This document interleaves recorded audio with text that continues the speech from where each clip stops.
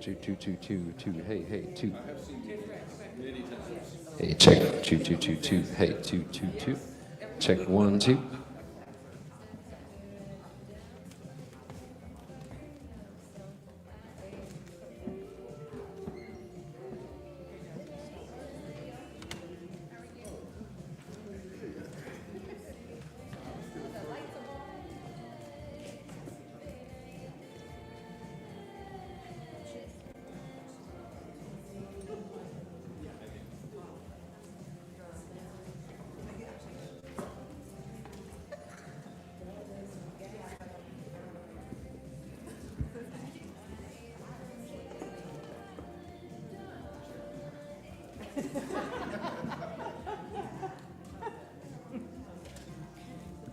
Good evening. Good evening. Oh, gee. We're going to cut the music. Welcome, everyone. There you go. There you go. For all of you online and all of you present, the tens of millions of people of you present, we thank you very much for joining us for the first Arts and Cultural Political Forum. Here we are. Here we are. It's important that I first honor the indigenous people of this land. We thank you for allowing us to continue to be here. We honor you. We honor your ancestors as we honor our own. So ashe. I'm Yvonne Coleman. I am sort of the ringleader of some of the things that are happening tonight, but most importantly, I am chair of the Durham Cultural Advisory Board, and let me stress that the city of Durham, the county of Durham, had absolutely nothing to do with this event, no staff involvement, no staff time, no money, no nothing. So this has nothing to do with city government or county government, so I want to make sure I say that. I also want to say thank you to North Star. North Star stepped up without hesitation to sponsor and to host this nonpartisan event. And that's what we need in the community, more of us to step up. So thank you very much. Thank you very much, North Star. And as well, we thank all of you for being here, for knowing that this is important. Can you hear me on that side? For knowing that this is important, and we really appreciate the fact that you're even running. It takes a lot, and we know that you leave your families and you leave your jobs to serve our community, and we are very, very grateful to you for doing that. So thank you. In case you don't get thanked enough, even running takes you away from your family, so we are very, very grateful. As some of you know, we're in the process of doing a new cultural plan called the Cultural Roadmap. You've heard of it, right? Yes. Okay, that's right. We have to talk, right?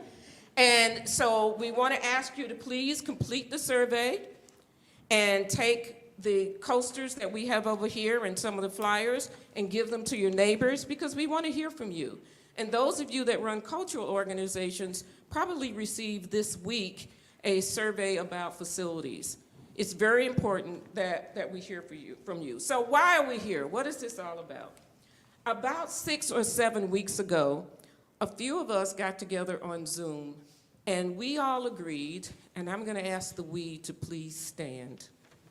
The we, Sherry, got them Sherrys, Patrick, Stan. There are a few of us that got together, and we said, the time is now. The time is now. Thank you very much. And thank those who are at home, Angela Lee, Barbara, who couldn't make it out tonight. But thank you all for responding to the call, because we realize that other communities are moving a little ahead of us. And that part of Durham that we love, that dirty Durham, that spicy Durham, that Durham, that one word, one syllable Durham, we're beginning to lose a little bit of that. And when you think about the fact that the cultural community had an economic impact of $233 million, and you see the amount of support coming from city and county, it just doesn't add up. Now, we have indeed more nonprofit arts organizations than nearly any other county in North Carolina. But we know why, because this is a community of entrepreneurs. And that's the way we roll. We create and we do. But who's the first group called when there's a crisis? Artists, programmers. Please do something. The kids need something to do. There's a mental health crisis in our community. Who's called? We are. So it is time to participate. It is time to participate. We all should be participating in the, let me get this right, the participatory budget process. But you know what? We shouldn't just be going online and voting for those projects. We should make sure that there are more cultural projects on the list in the first place to vote on. Are you with me here?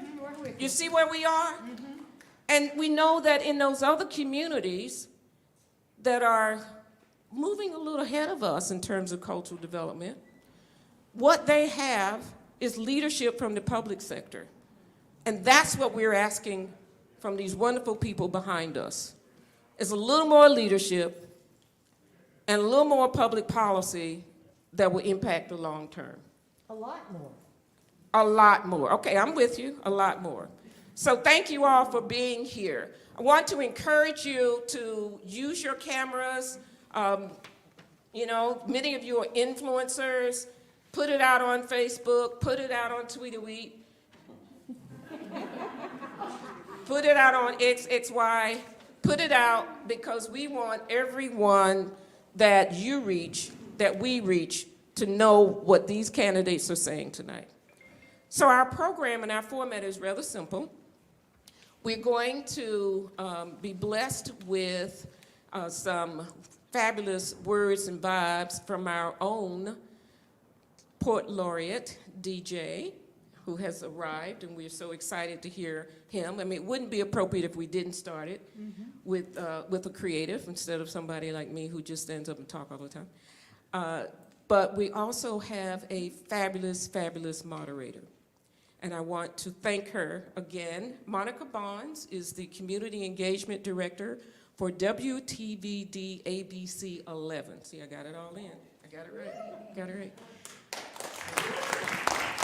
Many of us know Monica. If you've done an event in Durham, if you've done pretty much anything in Durham, you have probably crossed her door to say, can you guys promote my whatever? And she's been a great partner for many of us. She has over 25 years of experience in the industry, and most importantly, she's a friend. So with that, I want to tell you also that Laura Ritchie is going to close our program today. We're asking you to write down your questions on note cards. If you have questions, those of you who are online, wherever you are online, please submit your questions during the forum.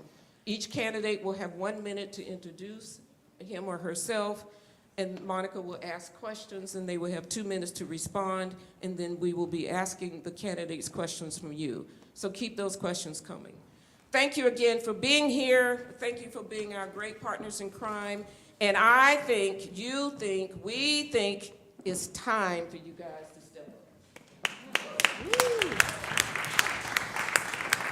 DJ.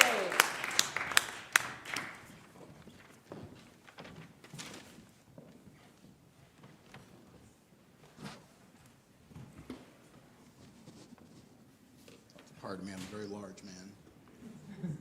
No pardon needed. Good evening. Good evening. Hope everybody has had a fantastic day, a fantastic week. My name is DJ Rogers. As was just stated, I am the sitting and inaugural Poet Laureate for the City and County of Durham, North Carolina, which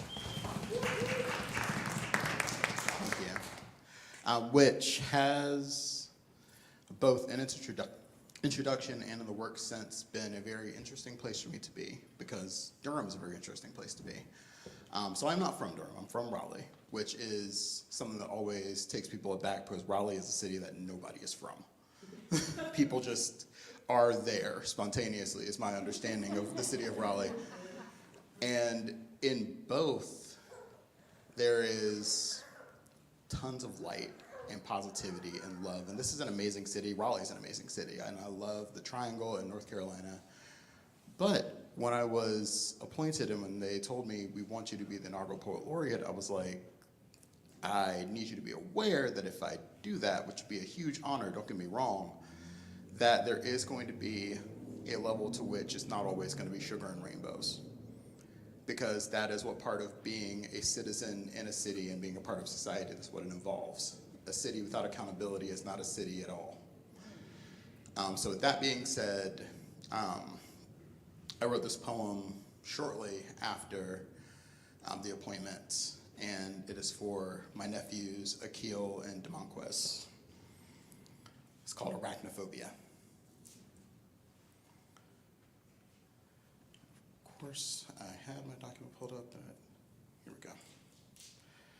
Starts with a quote. I don't think I'm allowed to kill something because I am frightened. Nikki Giovanni, Allowables. So the other day, my cat was playing with something, right? I can't really see what it is, but he is batting that thing, boy. A wicked game at the picnic after the hanging, but before the meat.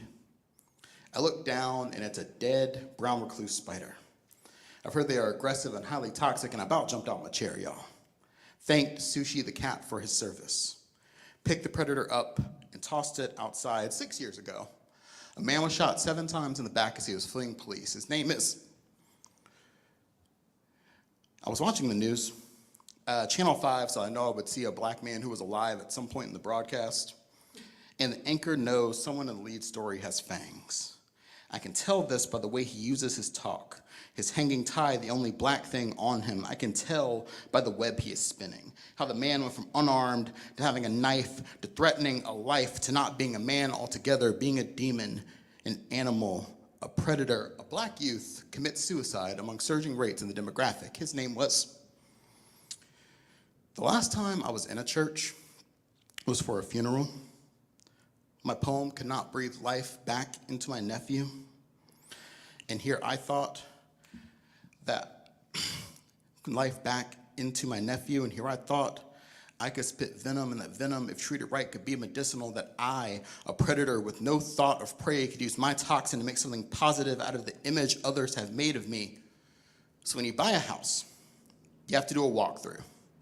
Check for nuisances, infestations, webs, and the only difference between me and another dead brother is the same difference between a fixer-upper and a condemned house. Location, location, location. This city sees me dead in Parkwood.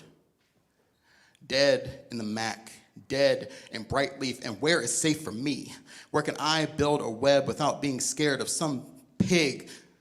The spider my cat killed is actually something called a hobo spider. They imitate the brown recluse in order to scare away predators, and they themselves are harmless. And I want it to be harmless. Wanted to be a gentle man, wanted to start and end this poem with quotes from my favorite poets, but I'm just not. I want it to be the man that isn't seen as a threat simply for the color of my skin, but I'm just not. I want it to be a butterfly, a monarch, perhaps, but I'm just not. My name is, I am a spider.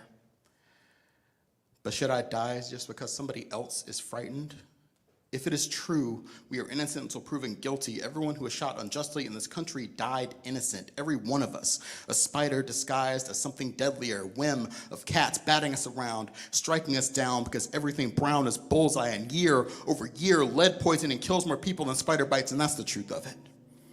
Most spider bites hurt for about 15 minutes. The fear of the pain outlives the pain itself, and on the news, the anchor adjusts his tie, and me sitting at home, my neck starts to hurt. He looks at the camera, changes story, shuffles notes, and if I'm honest, it's a small, sort of papery fear. Like a woman hearing a whistle, like a cop with a working body camera, like a cat. I don't think I'm allowed to kill something because I am frightened. A black man.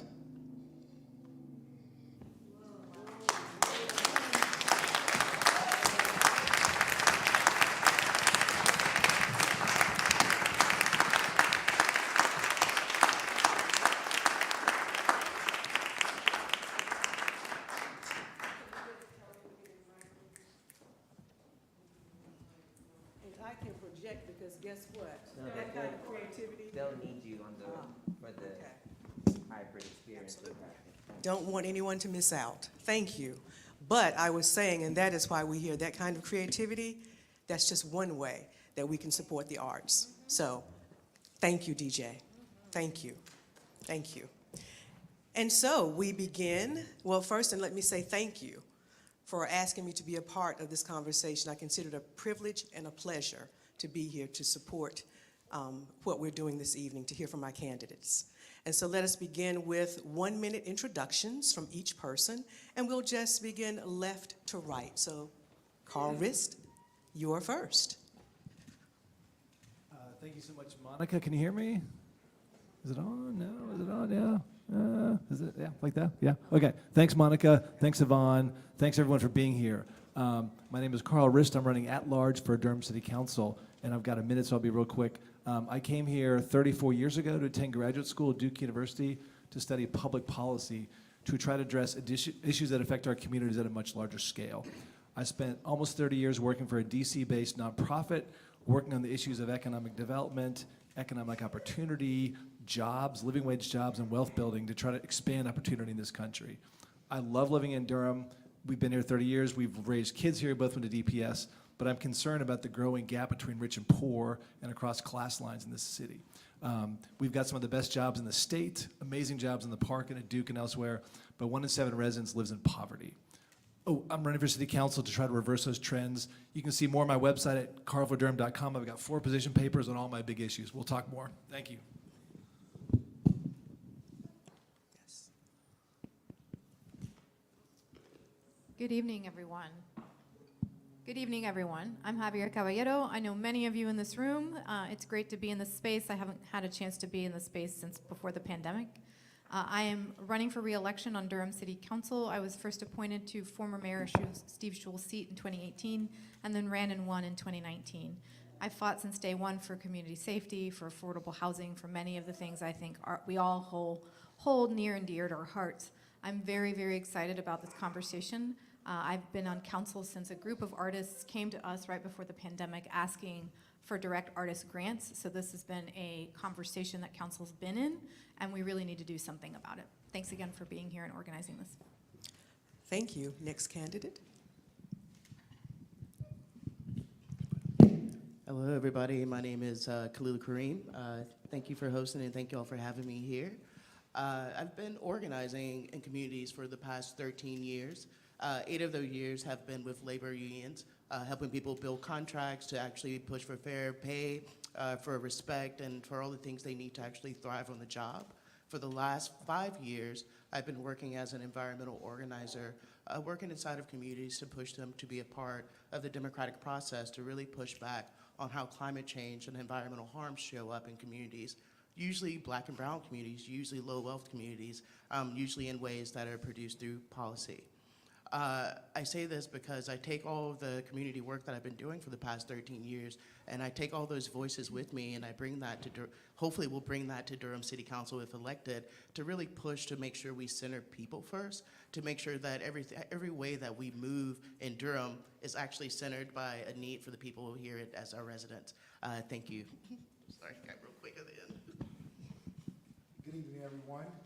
I'm Leonardo, and many of you may know me as a small business owner, restaurateur, but actually I'm a classical trained tubist and jazz saxophonist. So I'm home tonight in this space, and it feels really good. 2-time Teacher of the Year, arts educator, taught music before becoming a school administrator, and moving up in education policy, and then got crazy enough to get into general politics, which has me here tonight. Here because we've been talking about the same, policies for the last however long, but it's time for vision. We're lacking vision right now, and that's what I plan to bring forward. This race is about character and culture, and I'm glad to have this space here tonight because this is a vital key point for it. So this is a first. It's really good to be here, and I can't wait to get into more arts policy. Thank you. Thank you. Next. Good evening. My name's Mike Woodard. I've served Durham in the North Carolina State Senate for the last 11 years, and then prior to that, I served on the Durham City Council for 7 years. My first volunteer work in Durham was actually for arts organizations quite a few years ago, and I've been involved with arts organizations since then. Very proud to say that one of my biggest accomplishments in that realm was being one of the founding chairs of the Arts Caucus at the General Assembly. Took a lot of the work that I did in the community and on the City Council, have taken that to the legislature, and we've had a pretty good track record over the last 7 years that we've had an Arts Caucus of appropriations and policy at the state level to assist our grassroots organizations in building arts culture. Look forward to our conversation tonight. Thank you. Good evening, Bull City. Good evening. Good evening. Hi, I am Dr. Monique Hosley Hyman, and I am a present City Council member. I was appointed to City Council in 2022. I have over 30 years of social work experience, 18 years of higher ed. I'm also the vice president of the Durham Social Services Board, and I'm a professor at the North Carolina Central University. It's Eagle Pride Week because we got homecoming, so that's on my brain with these students. But I also am really running to keep my seat to continue to work on sustainable housing, environmental justice, innovative strategies like the HEART program for public safety. And let me just also tell you why I'm so blessed to be here tonight. I'm from very humble beginnings, the South Bronx of New York, and also growing up in public housing and on welfare. And cultural and artist initiatives helped me to get a scholarship to Binghamton University at 16 and to Columbia. This is what we have to keep doing. Solution focused. Thank you. Perfect ending. You were right there. I was looking at the timer. Okay. That's the Excellent. professor in me. All right. You got it. Please proceed. Good evening, everyone. It's a pleasure to be here and in this beautiful space with you all. My name is Nate Baker. I was born and raised right here in Durham. I went through the Durham Public School System, K through 12, EK Poe, Club Boulevard, and Durham School of the Arts. I was in a saxophone quartet called Saxon City, named by County Commissioner Heidi Carter. Thank you, Heidi. I'm a professional urban planner, and I provide planning, policy, and regulatory guidance and assistance to city and county governments and city councils across the state of North Carolina, up and down the East Coast. And I've served on the Durham Planning Commission for the past 5 years, fighting against gentrification and displacement, fighting against car-centric, corporate-driven sprawl on the outskirts of our city. I'm running for city council to empower communities from the bottom up and for more intentional and inclusive planning, for a more walkable city that's less car-centric. And also to make sure that we're fighting for workers, teachers, and tenants. Thank you. I am impressed. You all have a job in television. Everyone met their 1 minute mark. Great start, great start. But now let us move on to asking each candidate to answer several questions that were provided in advance by Durham Arts and Culture Advocates. Each candidate has 2 minutes to answer. And we begin with question number 1. And there are 2 parts to this, so listen carefully. Are arts and cultural related initiatives in your platform? And if so, what are they and how will you pursue them if elected? And by the way, what arts and cultural events have you attended in the past year?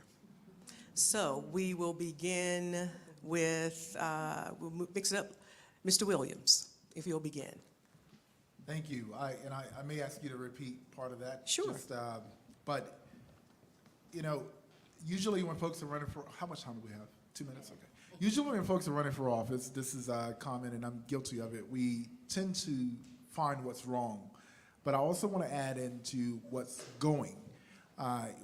In this past historic budget, as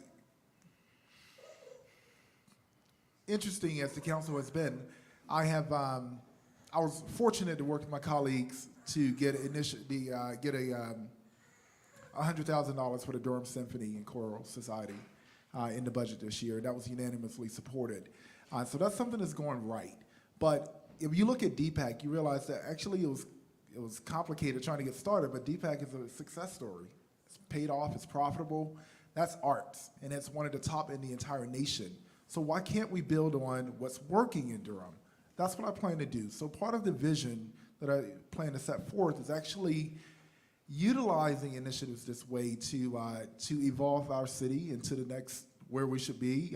You know, a few years ago, a decade ago, we reignited downtown, but we can't stop there. Now we have to awaken downtown.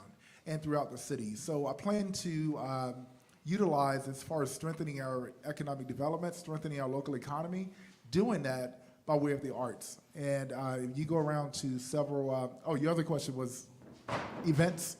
Yes, no, you're there, and you have about 26 seconds. Okay, all right, I don't have You're my there, glasses but on, what so I events see- have you I see attended red in numbers, the but past that's about year? it. That's okay. Yeah, I've gone to Centerfest. I've gone to several Duke Arts. My wife and I actually go on dates to the Duke Arts concerts. We've gone to 3 now. I believe in regionalism as well. I think it's important to go, just treat this area as a region. So I've gone to the African American Festival, Bembe Festival. 5 seconds. Yes, You're gone to there. a lot. All right. All right. You can still apply for the job in television. Mike, we'll just continue this way. Mike Woodard. So I'm an Arts for Arts guy, so I think we should be supporting the arts just because they're the arts. But they're also an economic driver, and we can go on and on about the numbers there. Many of you have seen those kinds of numbers. So they are, to me, arts is an essential part of what we do in government. I kind of poke at my educator friends when they like to talk about STEM. I think we ought to talk about STEAM, so that arts is always a part of our education. So whatever programming the city offers through our Parks and Recreation Department for youth programs, I want to make sure that art's an important component of that. I want to make sure the city, as it has done for a number of decades now, continues to support arts and arts programs, but make sure that we spread those into every corner of the city. Where we're coming up short, you all help us identify those. That's why I look forward to the cultural roadmap, helping us identify that. I don't think we have freshened up our cultural master plan in, probably 15 or 16 years since that we've done that. So I hope this will help us set the stage for that. And I look forward to helping implement that. But as I mentioned, with my legislative work, the arts has been a critical part of my work in Raleigh, and I would see that we continue doing that in my work as mayor. I only have 30 seconds to tell you all the arts things that I've been to in the last year, so I'll just start at Labor Day, where we went to the Taiwanese Music Festival, Centerfest, Bull City Summit, see MJ at DPAC third Friday, including the beautiful show at the Durham Art Guild, Museum of Durham History anniversary last week, and Velocity's new headquarters, which features Durham Art Guild art. And if y'all hadn't been up there, you should go see our Durham artists featured in this new corporate headquarters. Thank you. Would you like for me to repeat the question to refresh in your memory Can at you, this please? point? I will. Are arts and cultural related initiatives in your platform? And if so, what are they and how will you pursue them if elected? And what arts and cultural events have you attended in the last year? So arts and cultural initiatives, as I said, has been the forefront of what has helped me to be where I'm at. And so as I talked about my platform, I talked about sustainable and affordable. I love the word sustainable, because what is affordable, right? But sustainable housing.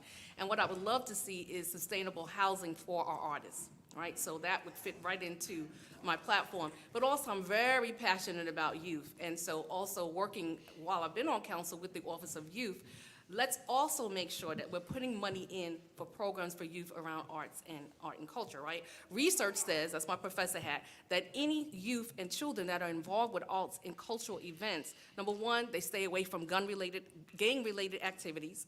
They think outside the box, critical thinking, right? So they do better in school, right? They also are being linked with adults who can kind of show them different cultural and creative experiences.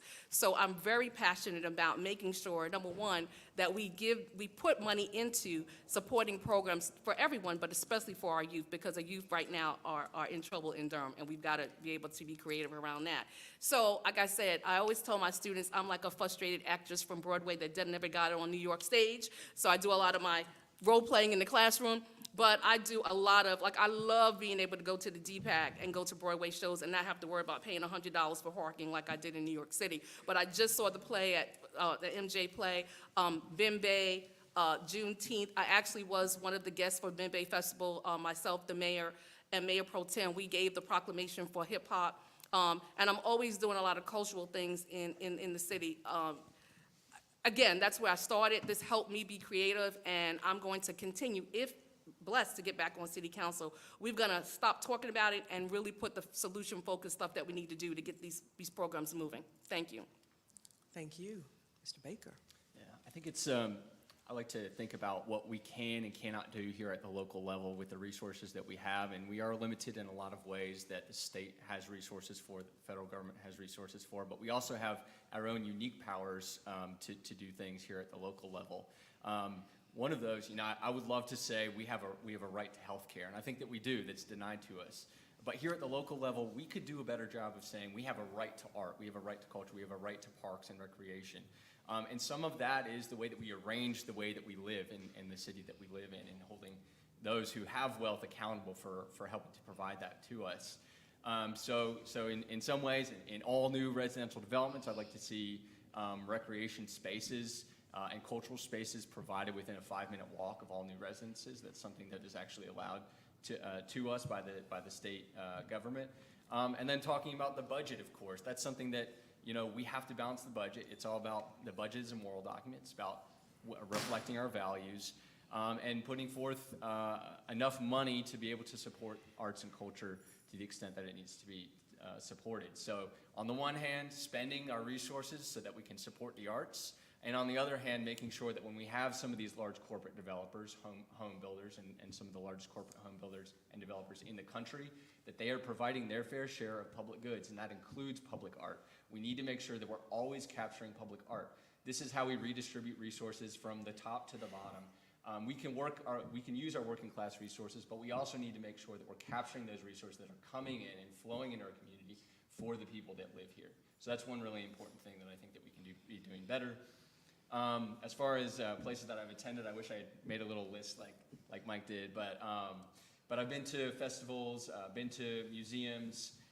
The other day I went to a little concert that my neighbor put on in her backyard supporting local artists. So I love all these different venues, and I mean, Durham's greatest asset is its people, and part of that is its arts community. Thank you. Mr. Ritz, yes. Monica, thanks for that question. So my platform does not include an explicit reference to the arts, but one of the things in my platform, as you'll see on my website, is shared economic prosperity. As I mentioned in my opening comments, we need to do better to make sure all people in Durham can thrive. And part of that, as Senator Woodard said, is looking at the role that arts play in our economy, right?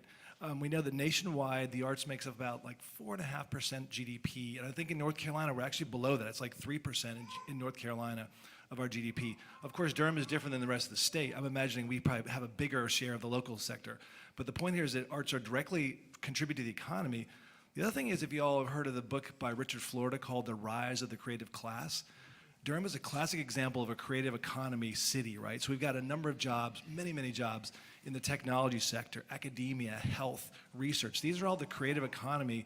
And as Florida points out in his book, what people like in a creative economy sort of scene is like arts and unique spaces, not just kind of cookie cutter corporate development, but really unique sort of a unique style of life. And so the arts is one of the things that makes us an attractive place for the creative class to come and drive our economy. So we need to make sure we're investing in our arts here, not only because we love the arts, and I'll talk in a minute about all the things I've done the last year, but because it does help to drive our economy. Well, I've got 40 seconds left, right? Okay. So in the last year, my gosh, I got a little list here. So of course, movies at the Carolina Theater, but also at South Point. Live theater at DPAC, Carolina Theater, but also over, I guess we were regional, right? So over in Chapel Hill, Playmakers. Concerts large and small at places like DPAC, but also small venues like Blue Note Cafe. And then, of course, ballet over in Raleigh, dance, ballet, but also, if I can count it, at Tim Walter's Fruit. We went to a dance thing there a couple years ago that was so amazing. So I love the arts and look forward to our conversation, y'all. Thanks. Thank you. Go right ahead. Thank you. I will say that one of the things I'm asking for is an Office of Cultural Affairs, a joint city-county office, because I sit on the Cultural Roadmap group already. I know that's coming, and it's been something that's already being discussed. I will say that we're going to have to do a lot in encouraging our private, very affluent corporate stakeholders to put into the arts so it doesn't just fall on government.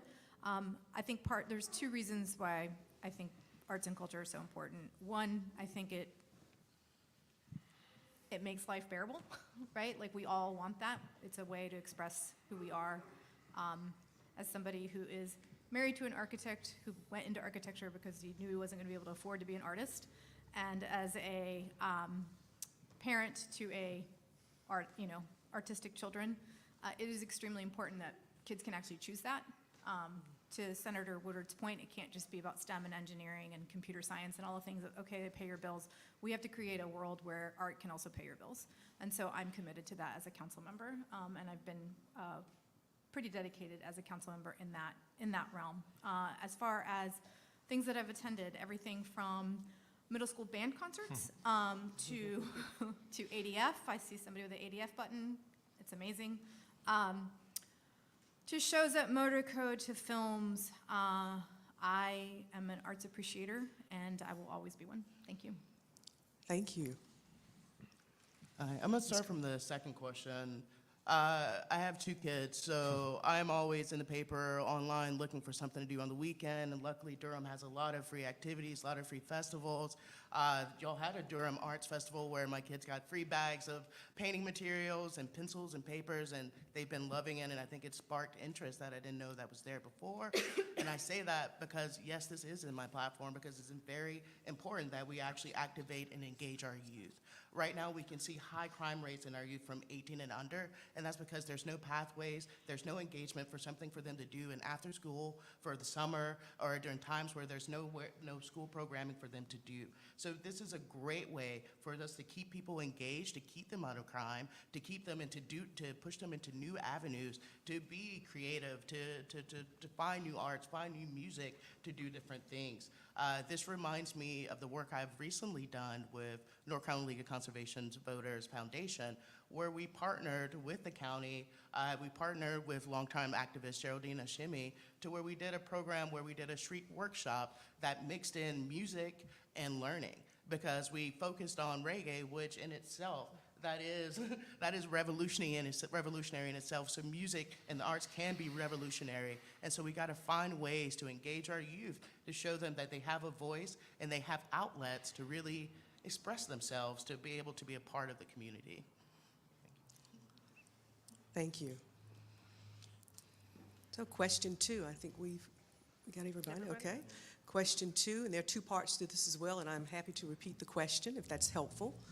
What role do you believe a vibrant arts and culture community indicate for an economically successful city?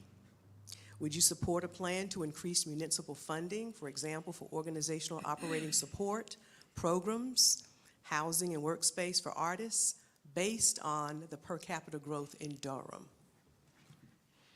One more time. What role do you believe a vibrant arts and cultural community indicate for an economically successful city? Would you support a plan to increase municipal funding, for example, for organizational operating support, programs, housing and/or workspace for artists, based on per capita growth in Durham? And so we'll begin with Ms. Kareem. I couldn't see, I'm sorry. We'll start back there. You finished the last, thank you. I'm sorry, repeat it one more time. I'm so sorry. That's okay, no. What role do you believe a vibrant arts and culture community indicate for an economically successful city? Would you support a plan to increase municipal funding, and the plan is based on per capita growth in Durham, and what you'd be supporting would be things like organizational operating support, programs, housing and workspace for artists? Yeah, so I'm going to start again with that second question. Yes, there definitely needs to be funding, and I think Javier mentioned earlier, what we're doing right now with Cultural Roadmap is really looking into building this comprehensive plan of how do we actually engage artists and how do we keep them, how we actually sustain their work here. And so that means really looking into housing, accessible housing for them, actually looking into like formats that are accessible for them to do their art and to actually present their art. But then we also need to look into communities. How accessible is it for communities to be a part of that art? Do they have a way to be a part of it through like childcare and things like that, making sure that everything is accessible? So yes, I fully support that. I fully support funding into that.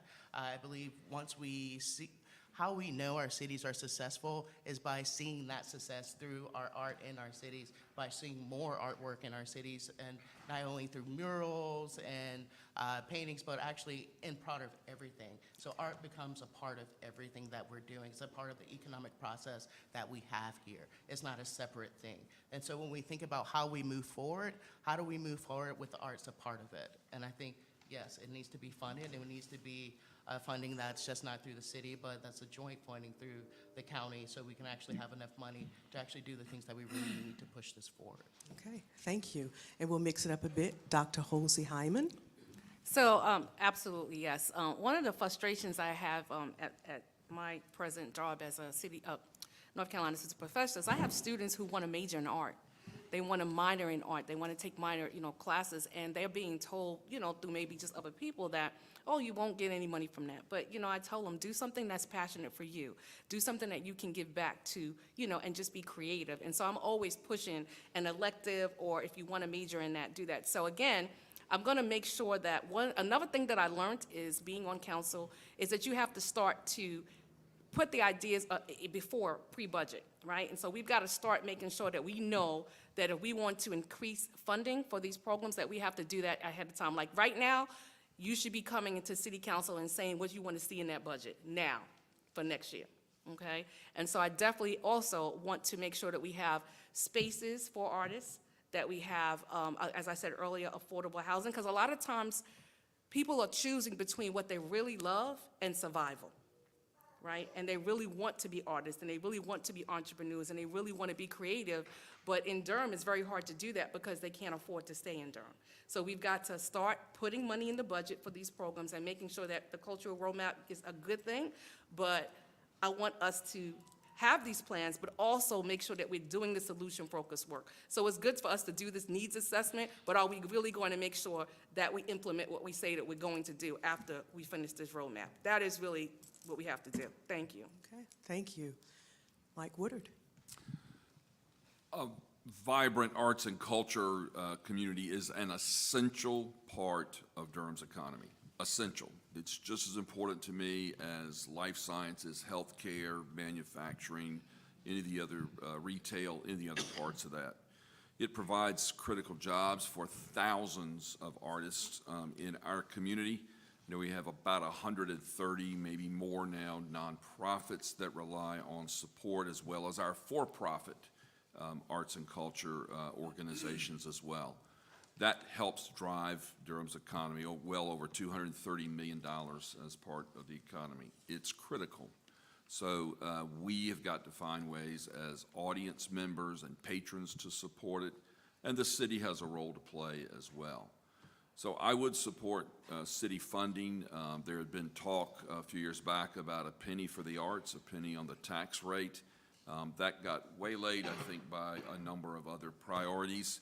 I'd like to begin that conversation again. I don't know that we can put a penny at it right away, but let's make that our aspirational goal and find out how we can phase that in.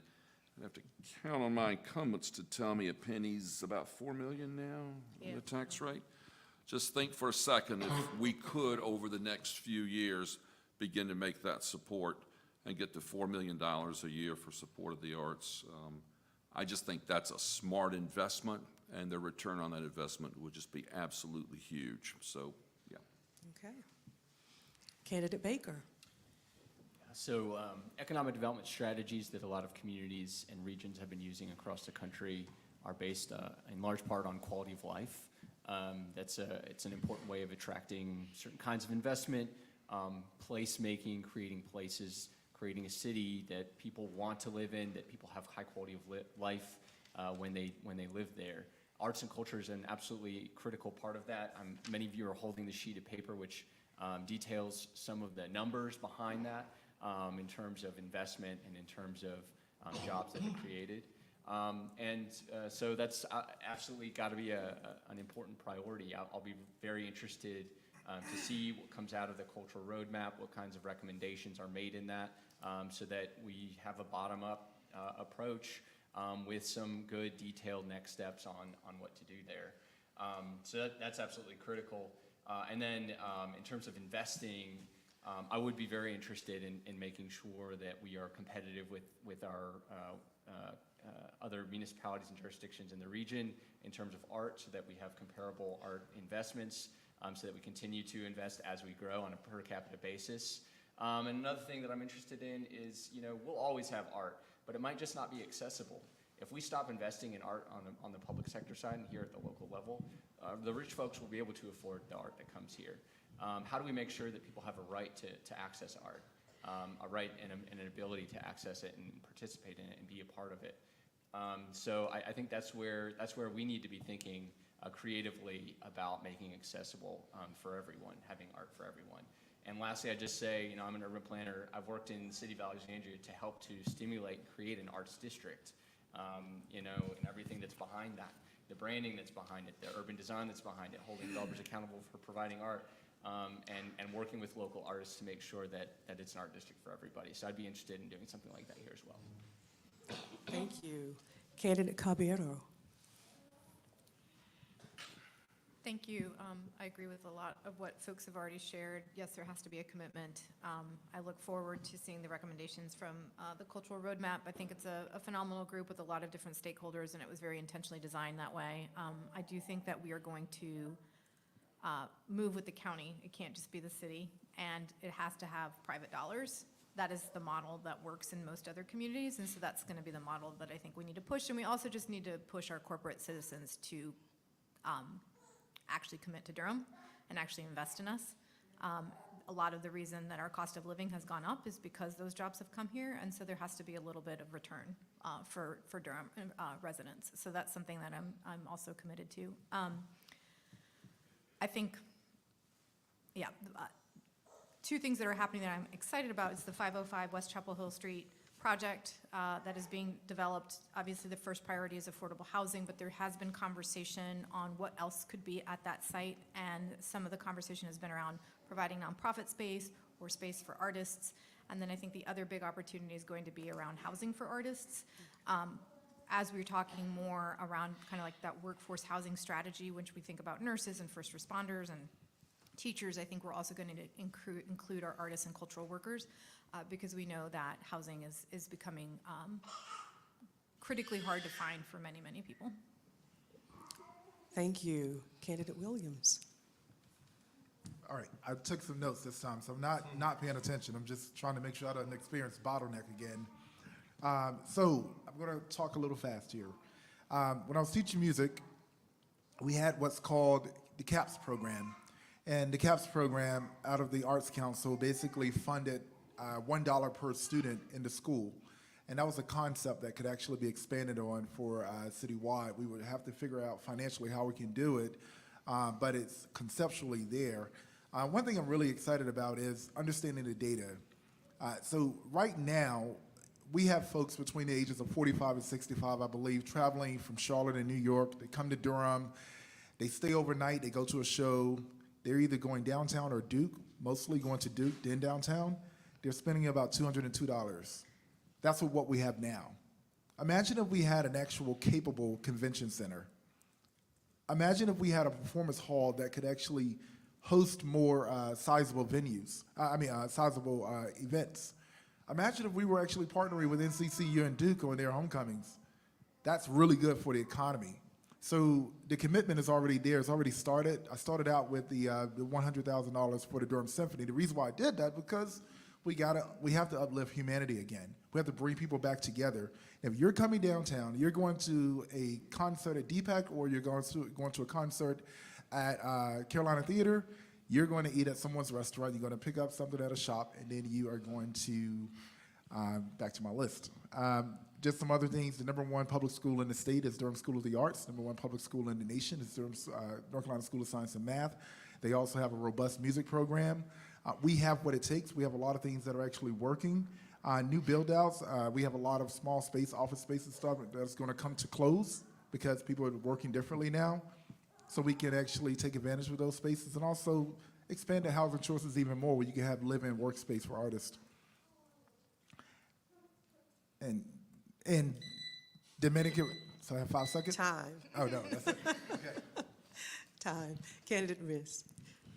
Thanks for the question, Monica. So on the first one, again, back to my last answer, so the arts is certainly a major part of this economy here. I pulled some numbers from the National Endowment of the Arts that shows that in North Carolina, arts and culture is not as large as the retail and construction sectors, but it's bigger than utilities, it's bigger than education services, and it's bigger than agriculture. So there's no question that the arts is a big part of our economy. And as I said before, it's not only what it does directly for our economy, but it's also how the arts support this kind of the quality of life that the creative class loves and that drives so much of our vibrant economy. So the arts is essential there. So in terms of what we should do, the second question, what support should we provide? I love the idea. Well, actually, the first thing I'll say is I appreciate the folks who are leading the work on the cultural roadmap. I think that plan is critical to giving us a plan and a clear vision for how the arts can be a part of our community, both in terms of driving the economy, but also building quality of life. As part of that, I think the idea of potentially an art, as Councilwoman Caballero said, potentially an office of the arts is one thing to think about, a joint city-county office. I also like the idea. I know the Arts Council currently supports some individual artists, but also additional grants for individual artists, especially those from marginalized communities that have less access to some of the more funds out there. I also like the idea of performance space. I know generally speaking, as we think about generally small business development in Durham, and artists are also, they're business people, right? So I know we have a lack of affordable space for all businesses and startups. So certainly that space issue is a clear one we need to address, potentially with incubator space. The last thing I'll say, because I got to give a shout out to my oldest son, who was a part of the team that developed that mural that's right next to the Arts Council. So I love the public art we have in Durham. We need to have more investment in public art and as well as festivals. So those are all things I think would be important enhancements to our community and support those. So thank you. Thank you. And one final question before we engage the audience with questions that they have prepared would be question 3. And someone's already, candidate, I think Caballero actually referenced this question, but we'd like to hear from all of you. Would you support the creation of an Office of Arts and Cultural Affairs within the structure of Durham City government? Is that a yes or no question? It's yes and no. But why? Why yes or no? So, candidate Woodard, we'll begin with you. I thought a lot about this one because if you think about the way city government has worked with arts, and my memory goes back probably 30 years, it has bounced around so many different places. And some of you in this room know this very well. It's been in the budget office, it was out of city government. It's been in general services, it's been in park and recreation. It's been out of city government. It has bounced all around, and different departments have had different pieces of it, kind of like a hydra. You try to grab which head. So I think this is a great idea to finally give it a permanent set home so that people know where to go, have a dedicated staff, so that that staff can coordinate the city's work on this and then collaborate in a much more, easier way for artists to know where to go. We have plenty of great arts organizations. Let our Office of Cultural Affairs help coordinate and bring those folks together in a collaborative manner. So I think this is a great idea, and finally, after all these years, give arts and culture a permanent home in city government, and you know where it is. Okay, thank you. Candidate Kareem? I agree, yes. I think it'll be a great idea to give it a permanent home inside of the government. I think right now, as we've been doing the research with the cultural roadmap, I think it'll be a great way to really decide how this department actually looks and how it moves, and how do we actually help people, and how do we help the artists to be a part of it, how do we make it sustainable for communities to be a part of it, and how do we make it sustainable for artists to come here and to be a part of our art scene. I think this is a great way to keep growing, to making sure that we pay attention to the arts and the humanities, because as we know, is a big part of everyday lives, and I think sometimes people forget how much of how much is used, like therapeutic-wise, just relaxing-wise, just anyway. I use, for me, this is especially me, music is one of my ways to meditate, to relax, to just kind of get through things. And so to give that option to everyone to be a part of it, to actually be able to create that music themselves and not worry about finances, but to really kind of focus on making sure all residents have access to be a part of the arts and cultural community. Thank you. Candidate Baker.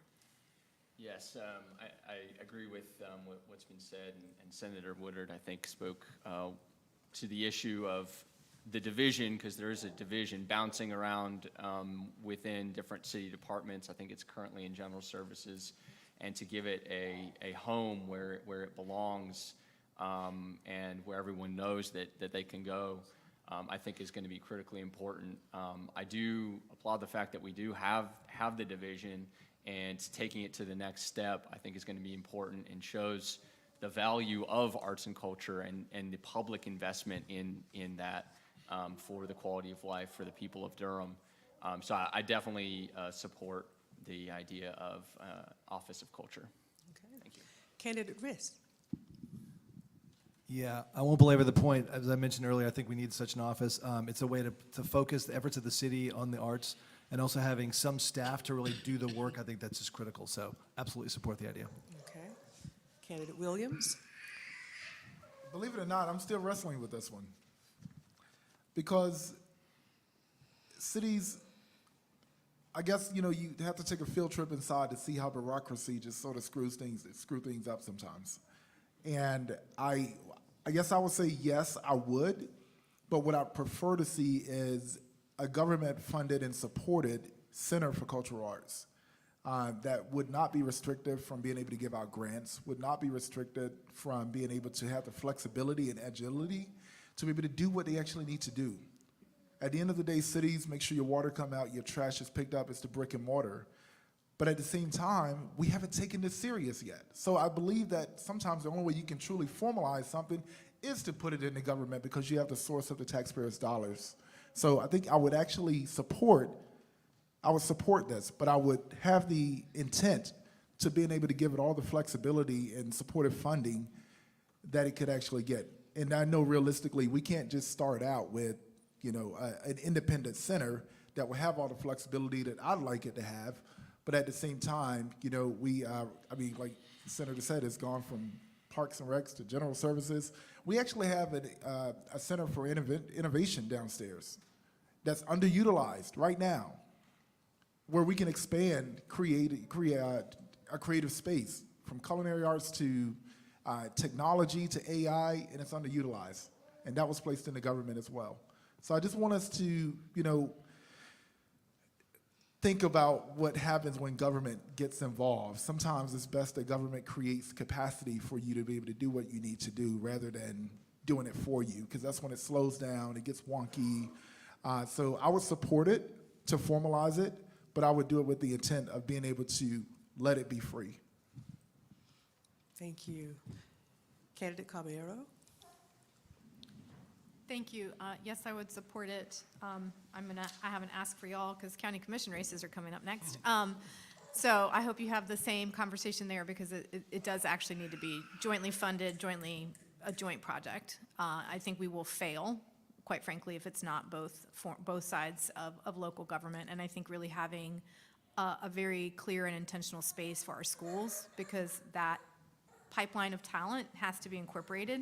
And we have brilliant young talent in Durham, and I want them to be able to stay if they choose to stay and not have to leave. So I think that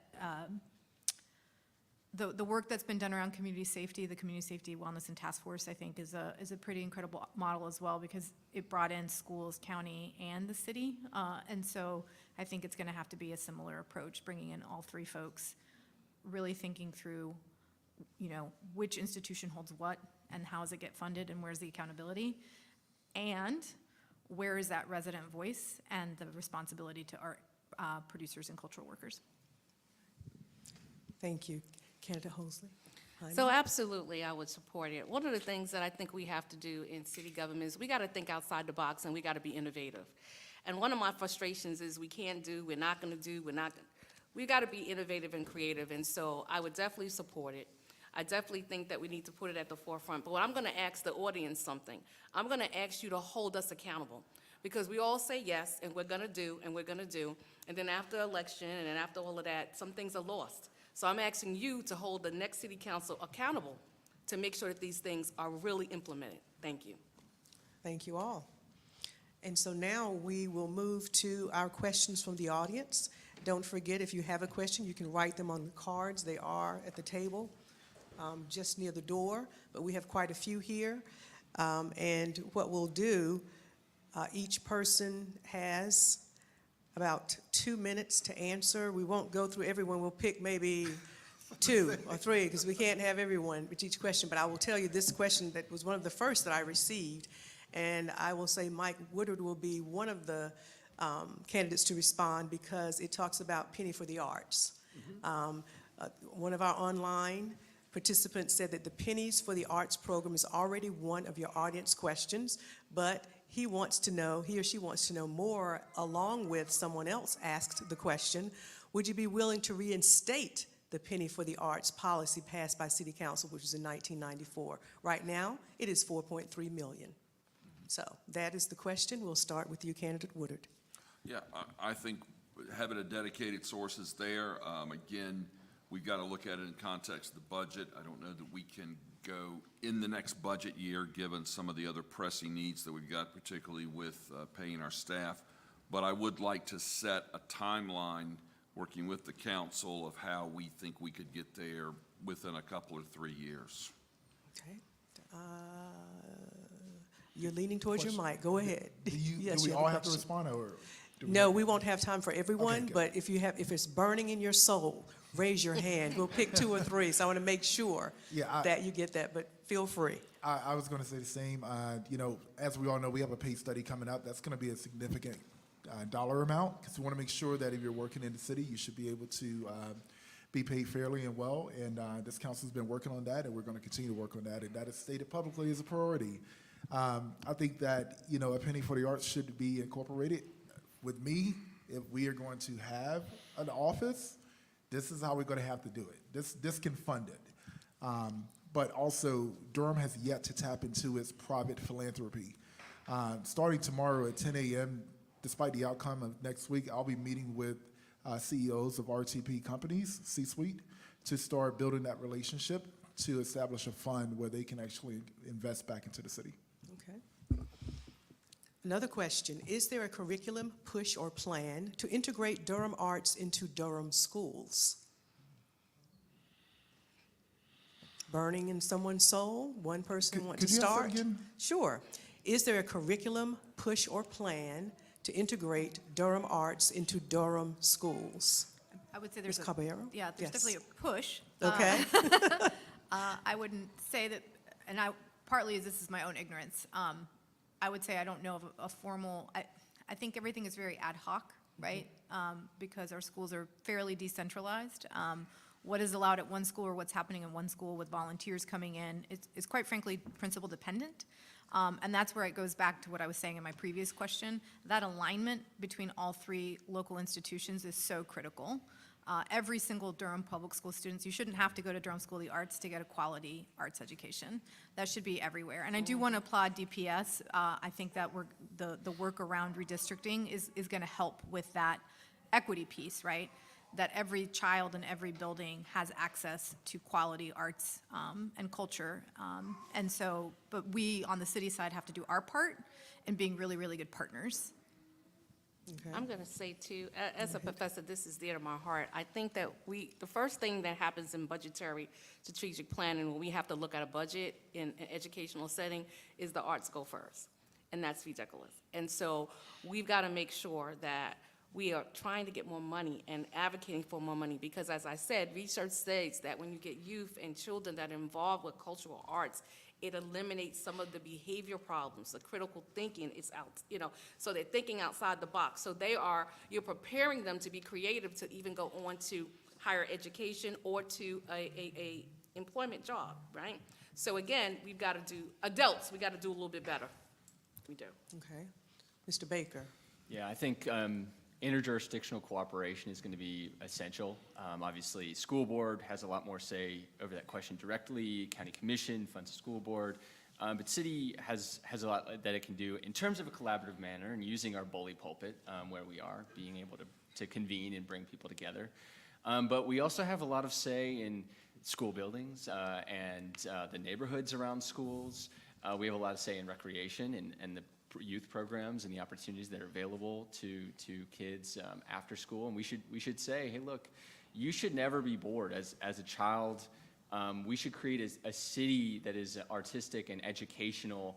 You should never have nothing to do after school. You should never have nothing to do on the weekends. You should never have nothing to do over the summertime. You should always be able to occupy your time with something. And recreation is going to be an important part of that. And I do think that there are some interlocal agreements also that we can and should pursue between the city, Parks and Recreation Department, and the schools. Okay. And Thank Monica, don't forget the CAPS program. Leo touched on it earlier, but that's already a program that exists. Again, I think maybe Javier said it, oftentimes that's principle-based, so the principal has to build it into their budget. But encouraging principals through our friends on the school board. And if you as parents or guardians, or if you're students yourself and you would love to have, we've got, I guess, hundreds of artists now who are in the CAPS program, but there's still a lot of other artists who, this is a great day job for an artist to be able to go into a 3rd grade class, a 7th grade class, into some of our special needs programs and offer their art. So check into CAPS, encourage your principal to engage with CAPS and bring those artists into our kids' schools, into the classrooms. Okay, great way to finish that question. The next, in this forum, you're preaching to the choir. What's your soundbite advocating for the arts to Durhamites not in the room? How would you advocate to someone who hasn't shown that interest just yet? That's interesting. I'll take a stab at that first. I was actually about to take that angle. When I was the band director at Hillside, assistant band director at Hillside with Xavier Kaysen, the band program was 157 students. The current band program is now about 45. When I was the band director, head band director at Southern High School, we had about 97 kids. The program is now about, well, last year was about 25 or 30, now it's about 35. Where I'm getting is, we are seeing less engagement in our arts with our youth, and we're seeing higher crime activity with our youth in the streets.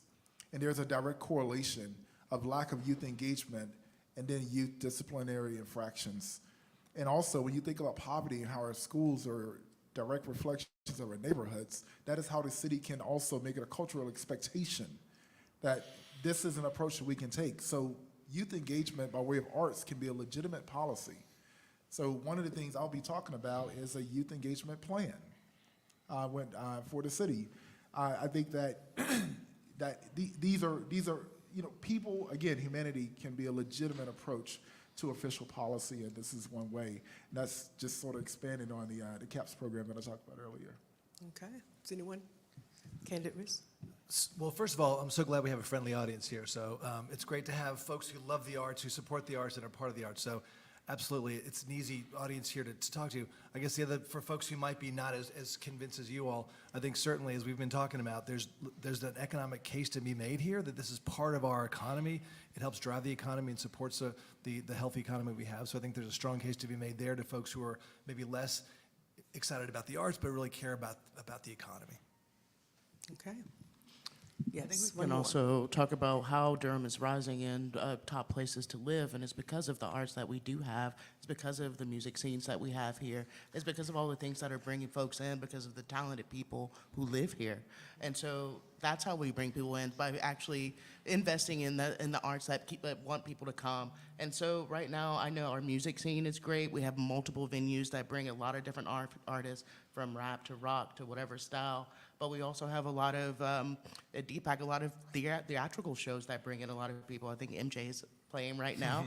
And so we need to really focus that, hey, there's a lot to do here. There's a lot of fun things to do here that you would get in most big cities. And so this is why people are moving here, because there's a lot to be connected to. Okay. I'll Thank also, you. can I just, Real Sound quick, bite. Real quick. Sound bite. Real quick. So in 30 this- seconds or less. 30 seconds. In this year's budget, I asked for more, but I was able to get about $50,000 to kind of look at collaborations around mentoring programs, and would love to be able to see that mentoring, that money go to also including mentoring programs around the arts. So I didn't get a lot. My colleagues only gave me 50, but we got something. Okay, thank you. Next question. When will the city and/or county fund a home for the Museum of Durham History? Ms. Caballero, go ahead. We are fighting for that right now. Actually, that was a conversation we had with 50. I'm just going to tell you my dream, even if it's completely maybe not going to happen. 505 West Chapel Hill Street has a historic building. We may all have opinions about the architectural value of that building. But it is historic. It is an architect who studied under Mies van der Rohe.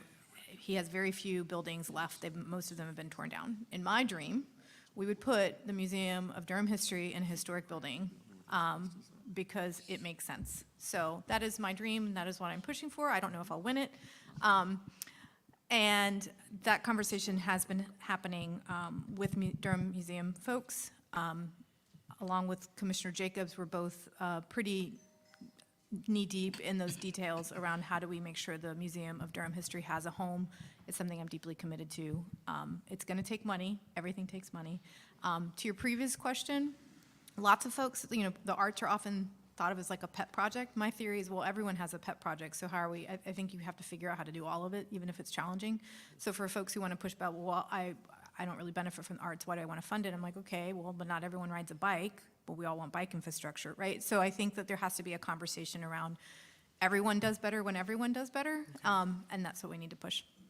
Thank you. Anyone else? Go Yeah, ahead. I currently serve on the Museum of Durham History's board, and this is a conversation we're having. The land that it's currently on is their land, and we want to maintain that, but it's also a very small space, and it's right along the rail trail, and there's going to be a lot of things happening there in the coming years. So we do have to think about, what does the future look like, but definitely not relinquishing that land, keeping that there. The decision is, do we build up there, or do we build an additional space and keep that there? We have a lot of tours that you can take advantage of in Durham. Maybe that could be a starting point, but this is our history.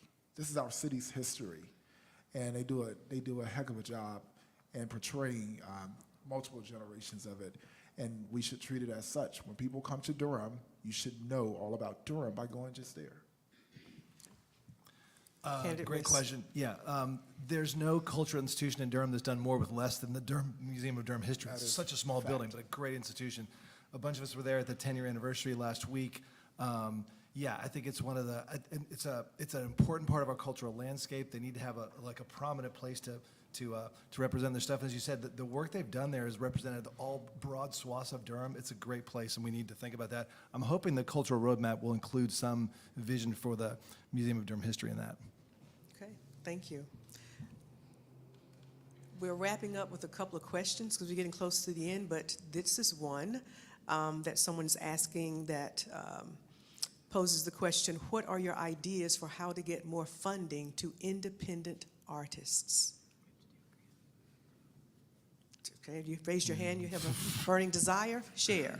Yeah, I mean, this has been coming up a lot. So I want to lift up the artists who came to City Council, right, it was like February 2020, and they asked, and there was a great proposal. They did weeks-long advocacy around direct funding for artists and doing direct grants to them, not through another organization or through a nonprofit, just directly to artists. And I think that it was a brilliant plan. I think we need to do it again. I mean, that budget was so close, and then everything shut down. We'd already had all of our budget sessions. It was something that council at that time was very committed to doing, and I think that is one thing that I've heard consistently from artists is around, I need access to funds directly, and I need access to housing and studio space. Okay. One more. Here. Yeah. I think this is an opportunity for us to tap into private philanthropy as well, and also, we have some entities where they can get grants, but I own a restaurant. I'm a small business owner. There are folks who do legitimate performing, painting, visual or performance arts, they should be considered a small business owner. And that's how we should treat it. Because they contribute to the economy just as I do, and my wife. Okay. Can't get all of these questions, but here's one. How will you respond to constituents who disagree that arts should be funded when there are competing needs? What are you willing to trade? Very specific. I'll jump in on this one. Okay. I think about the arts and not a trade. I think it needs to be added as a way to help in certain ways. When I think about art funding, as I said before, I think about our youth. And I think about how do we actually activate and engage them in a way that's actually sustainable. And I think that's how we do it. So it's not a trade. If we want to worry about crime, hey, the arts work. And so it is, I guess it's a trade-off. It's different. It's about actually focusing on the root problem of the issue. And so the way about thinking about art is like art could be a way of focusing on the root causes of some of the issues that we're facing now in Durham. There are always going to be competing interests, and there are always going to be folks that think something's not working. There are people that think guaranteed basic income doesn't work, but there's zero recidivism. And I think we'll try to see if each of you will take about 60 seconds maybe to answer this, because I think it's a good question for everyone. At the end of your first term, what indicator will you use to determine your success in supporting and promoting the arts? At the end of your first term, what indicator will you use to determine your success in supporting and promoting the arts? We'll start on this end and just go straight down. So we have the cultural roadmap, luckily, and my hope is, when I create plans, working with communities, working directly with communities and getting that engagement, we come up with a list of indicators, goals and indicators along the way, and that's a way of being very intentional about it. And so my hope is that coming out of the cultural roadmap, we will have a list of community-created goals, a list of community-created indicators, and a way of measuring the success that we achieve through that process. So I think that first and foremost, I believe in plans. I believe in the planning process and maintaining and building those plans. So I'm going to lean into the cultural roadmap and use that to guide how successful we've been. Okay. So the cultural roadmap is going to take some time. One of the things that I've done since I've been on council, I have office hours where I meet with residents. I think the indicators are going to be what the residents are telling me. Is it working? Do they feel that they're being heard? I'm also going to encourage the residents to come to our city council meetings, to speak up at those work sessions, because what I have found, when the residents come and they're putting it on that agenda, then it gets on our agenda. Food for thought. Number one for me is breaking down those bureaucratic silos, repositioning staff to have that Office of Cultural Affairs. We could do that in 2 years. Secondly, then take the first steps to move to the penny for arts. Don't know that we'll get the whole penny in 2 years, but we've got to take those initial steps to get there. Okay. I'm going to rely on the privilege of incumbency here. At the end of my first term, be it mayor or continuing as councilman, we would have added to our economy more concerts from our Durham Symphony and Choral Society with the funding that's already been allocated. Also, we will have received a report by then on the feasibility study that was funded also for a new convention center that would have arts consideration in it. These are things that have already started. I can appreciate answering these questions before they were asked tonight because it was a priority of mine going in to public office. So this is great. I look forward to those being carried out, and that'll happen regardless at the end of my term. Okay. I think for me, it would be communications across the board of what we have already set up in our Durham Arts departments through our Durham Arts Sustainable Community, through our Durham Art Council, by actually having connections with them to find out what the city can actually do and what we can actually push forward. Success for me is to make sure that all of these processes are a little bit more transparent and accessible. What actually can the artists go to the city website and find out what kind of grants are open to them, what kind of projects are open to them. And so to find that success for me is to make sure that the things that we already do have is actually accessible to our residents. Thank you for the question. At the end of, if re-elected at the end of my second term, it would be, obviously the cultural roadmap would be done. We would have a clear funding mechanism to meet the recommendations that would be in that, I guess, blueprint.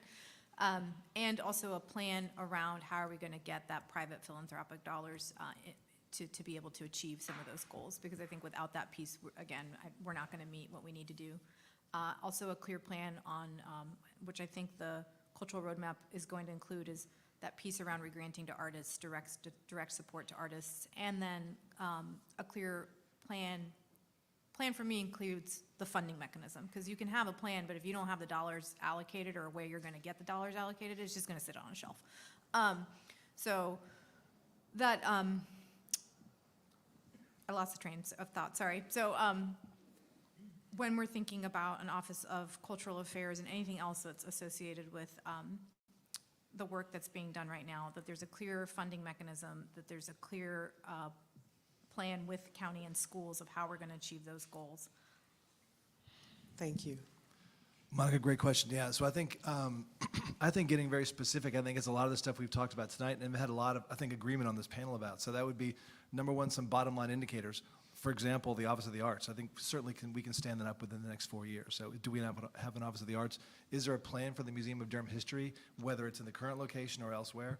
Have we increased per capita? That was I think your first question, right? Have we increased per capita funding for the arts in the last 4 years? So I think those are all some very basic bottom line indicators that we can look at in 4 years. Okay. Now look at my timekeeper. We're going to do a round robin. I have one more. We have about 4 minutes left. Does that sound about right? Okay. So we have 4 minutes. You're pulled in many different ways with people asking for money in your position. So how many different nonprofits, you heard Yvonne say they have more in Durham than there are anywhere else. So how will you support nonprofits doing the work to engage at-risk students and their families? How will you support nonprofits doing that work? We can go all the way 30 seconds? 30 seconds. My math. 30 seconds. Anybody want to take a stab at that? Risk? And can you repeat it again? Risk? What? How will you support nonprofits doing the work to engage at-risk students and their families? The nonprofits who provide all those services. Go ahead. I think as you said, there's a lot of nonprofits already doing the work. That's making sure that we actually have real communication with them and to find out what's happening and what avenues that we need to actually push for. So we don't need to recreate the work that's already being done. So we need to find out what they are doing, what's actually been successful, and then recreate the ways that have been successful and help them get the funding they need through grants, through federal grants, through a lot of,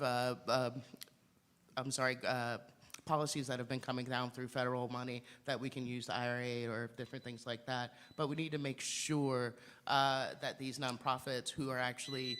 And that's time. I We like got that it, though. answer. You're She almost can there. have my 30. Okay. I'll jump in. One of the ahead. things that I did on City Council, we have a mentoring month, and we developed a mentoring month appreciation. Never been done in the city, and I spearheaded that. And I asked for money in this budget to look at, if you're doing mental health, if you're doing arts, how do we work in collaboration? How do these non-for-profits work in collaboration to service more children?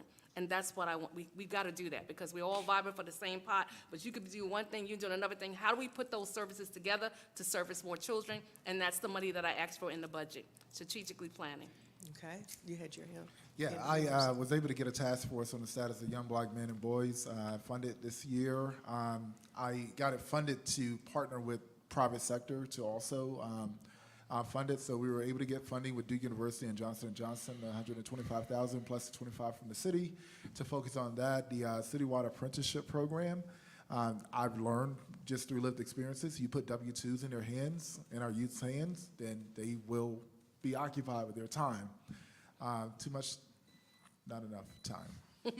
Well, he deferred. You can have a little more because we do have some. Did you give your time away, candidate? I Porter? like these answers and I support those. Continue. Well, yeah, We'll give you I another think 30 seconds. Continue. Councilmember Hosey Hammond made a really good point when she was advocating for that. There are so many organizations doing so many things, but there's no coordination oftentimes. So really, I'm on the board at the Emily K Center, and we are partnering with every single school and other nonprofits as well, because we don't want to keep recreating the wheel. So that's another thing we can actually do. I'm reclaiming my 10 seconds. Reclaiming my time. The floor is yours. I'm reclaiming my time, which is 10 seconds. Collaboration and making sure that we concentrate. It's easy to get a CAPS artist at our higher performing schools, DSA, Jordan, wherever that might be. Let's concentrate on putting it in places like Lakeview, which is our alternative education programs. Let's put it in the schools that are mostly black and brown kids, like where I tutor C.C. Spalding. Okay, I think we are there. 7:24 and some seconds on my clock, is that correct? Thank you. Please give our candidates a hand. Can I just say thank you for this meeting tonight. Thank you for this meeting tonight. Thank you, Ms. Ritchie. All right.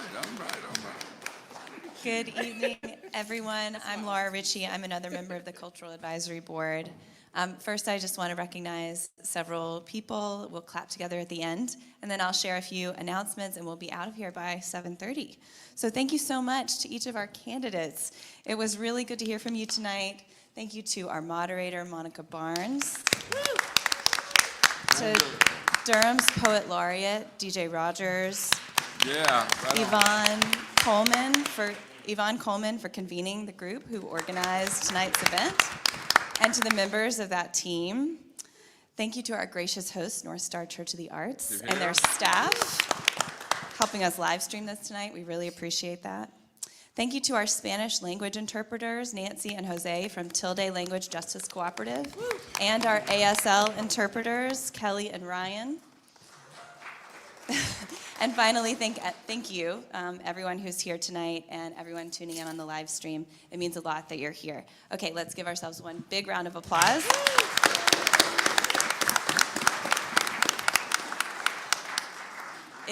It matters that we're showing up for this conversation. It's our hope that this is one of many opportunities to have an open dialogue and build some trust and accountability with our elected officials about the future of our arts and culture sector. When we say arts and culture sector, we're talking about the whole ecosystem of individuals and institutions who create, present, and support the visual arts, the performing arts, literary arts, history and heritage, science and the humanities, and individual creative expression. That's how we're defining that in the cultural roadmap process. And yes, there's a very important economic component to this. We're also talking about our hearts and our minds and our stories and the way we tell them. We're talking about the ways that we move and build and be together and how we relate to each other and connect to our place. We know that Durham's art and culture community is vibrant. The talent is here. The commitment is here. The audiences are here. Look at us in this room. We also know that without advocacy, private and public funding, and equitable investment from local government, that our community and the vital resources that we provide are endangered. So, as you've heard many times tonight, one way that we are currently working to protect Durham's art and cultural sector is through the creation of a new cultural roadmap. So this is the first time that the city and county-wide strategic planning process has taken place since the previous version, which was known as the Cultural Master Plan, was adopted in 2004.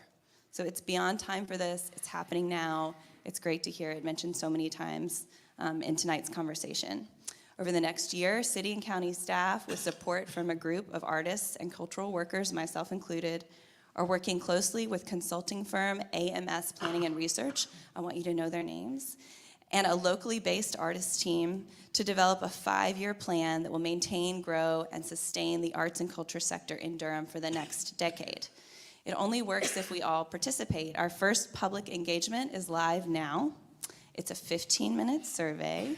It's available in English and Spanish. Please, please take it. Cultural and racial equity are essential to cultural planning, and we need everyone's participation. We really want the survey results to reflect Durham's demographics. We need your help to spread the word, too. So you can reach out to anyone who is involved in organizing tonight's event or city or county staff if you need support to access or complete it. It's available at durhamculturalroadmap.org. And there are flyers and QR codes at the table where you come in tonight that you can scan on your way out. Finally, you can vote in person at any early voting site in Durham County until Saturday, November 4th. The hours are 8:30 a.m. to 6 p.m. tomorrow and Friday, and 8:30 a.m. to 3 p.m. on Saturday. Election day is November 7th. It's Tuesday. You can vote at your designated polling place from 6:30 a.m. to 7:30 p.m. So I look forward to seeing you at the polls. Thank you again. Have a good evening.